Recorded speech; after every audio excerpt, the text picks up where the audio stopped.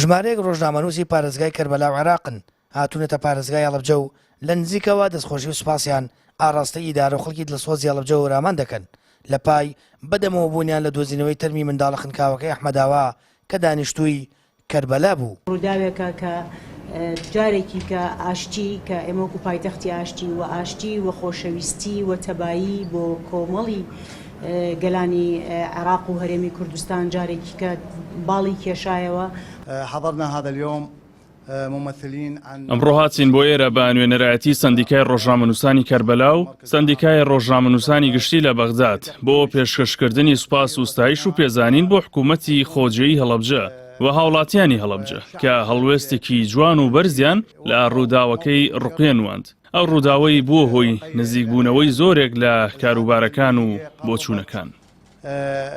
الكثير من الأمور قربت وجهات النظر. خەڵکی ئەورەمان بە تایبەت گوندی زەڵم و کاسبکاران یاوی ناوارەکە ماوەی 9 ڕۆژ بە دڵسۆزی و لە خۆبوردیەوە بێوچان بە دوای تەرمی ڕقی ڕافت داگەڕان تا دۆزینەوەی تەرمەکە پشویان نەدا. ئەمە وەڵام مرۆڤ دۆستانی خەڵکی ناوچەکە لە کۆمەڵگە و میدیای عێراقیدا کاردانەوەی فراوانی بەدوا داهات کەسایەتی و چالاک و ڕۆژنامەنووسانی کەربەلاش پێزانینی زۆریان بۆیەیە. جئنا لنقول إن أواصر الأخوة هاتین بۆ ئێرە بۆەوەی بڵێن برایەتی ڕەسەنی نێوان کەربەلا و هەڵەبجە لە بنەڕەتدا بوونی هەبووە و ئەو ڕووداوە بووە هۆی سەر لە نوێ زیندووکردنەوەی ئەو برایەتی و پەیوەندیە. بۆیە بەڕاشکاوی دەڵێم ئەوەی لە هەڵەبجە ڕوویدا و هەڵوێستی خەڵکی کوردستان بە شێوەیەکی گشتی و هەڵوێستی خەڵکی هەڵەبجە بە تایبەت بووە شایانی شانازیکردن لە هەموو عێراق بە هەموو ناوچەکانیەوە و هەموو پارێزگاکان و هەموو نەتەوەکانی.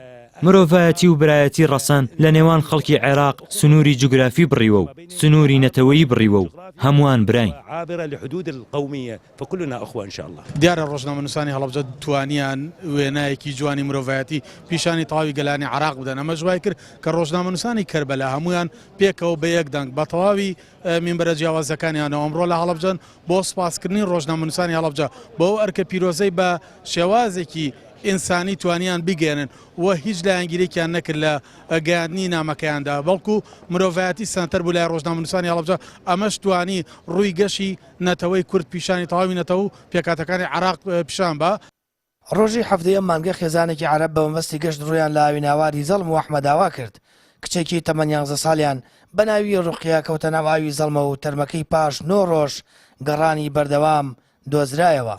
دواتریش بە مەڕاستیمێکی شایستە ڕەوانەی زێدی خۆی لە پارێزگای کەربەلا کرایەوە. هاوکاری و دڵسۆزی خەڵکی ئەورامان و هەڵەبجە بۆ دۆزینەوەی تەرمەکە جارێکی دیکە گیانی مرۆڤ دۆستانە و پێکەوە ژیانی کوردی بۆ کۆمەڵگەی عێراقی سەلماند. سامان فەتاح کەناڵی ئاسمانی پەیام هەڵەبجە.